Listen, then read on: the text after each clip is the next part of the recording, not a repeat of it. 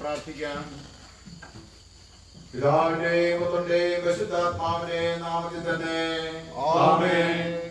കർത്താവേ, പരിശുദ്ധ പിതാവേ, ഞങ്ങളുടെ സഭയുടെ 136ാമത് പ്രതിഷ്ഠാപന പെരുന്നാളിന്റെ പ്രാരംഭ ആരാധനയിൽ അങ്ങയുടെ സന്നിധിയിൽ അങ്ങയുടെ ആലയത്തിൽ ഞങ്ങൾ ഒരുമിച്ച് പോരാൻ ഭാഗ്യം തന്ന കൃപയ്ക്കായി സ്തോത്രം.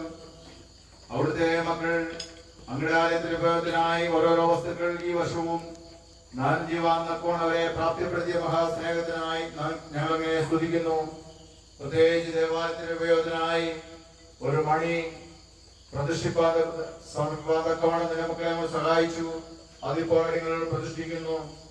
ഒരു കാലത്ത് കർത്താവെ അങ്ങേ ആരാധിപ്പാനുള്ള സമയം കൃത്യമായ ദേശത്തെ അറിയിപ്പാൻ ഈ മണിനാഥം ഉപയോഗിച്ചിരുന്നല്ലോ. അതിനായി നമ്മളോട് ഞങ്ങളെ സ്തുതിക്കുകയും ബോധപ്രതിജ്ഞ ചെയ്യുന്നു.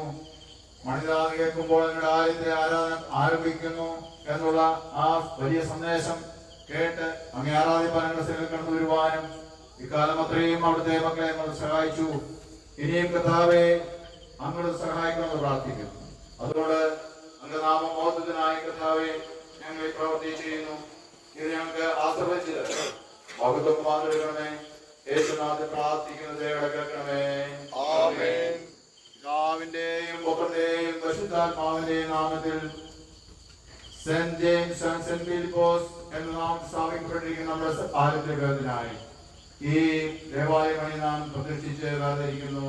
ആമേൻ.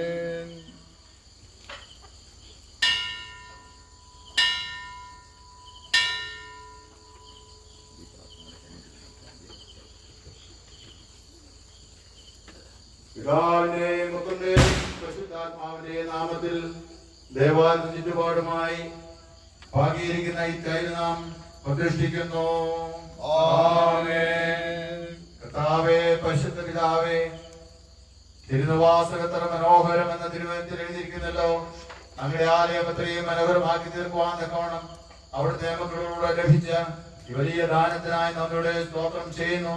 ആലയത്തിന് ചുറ്റുപാടും കർത്താവെ ജനങ്ങൾക്ക് വളരെ സന്തോഷത്തോടെ നടപ്പാൻ തക്കണം മനോഹരമായ തൈലുകൾ ഭാഗി അത് മനോഹരമാക്കിയിരിക്കുന്നതായി നമ്മോട് സ്തുതിക്കുന്നു. അത് സ്പോൺസർ ചെയ്ത മക്കളെ എല്ലാവരും ഓർക്കുന്നു. അവരെല്ലാവരും അനുഗ്രഹിക്കണമേ. എങ്കിലൂടെ ചവിട്ടി നടക്കുമ്പോൾ അങ്ങ് ചെയ്തിരിക്കുന്ന ഇക്കാലം അത്രയും ചെയ്തിരിക്കുന്ന എല്ലാവിധമായ നിങ്ങളെ ഓർക്കുവാനും കർത്താവിനെ ബോധ്യപ്പെടുത്തുവാനും നമ്മൾ സഹായിക്കണം. നൽകിയവരെ ഓർ തന്നെ സ്തുതിക്കുവാനും സഹായിക്കണം.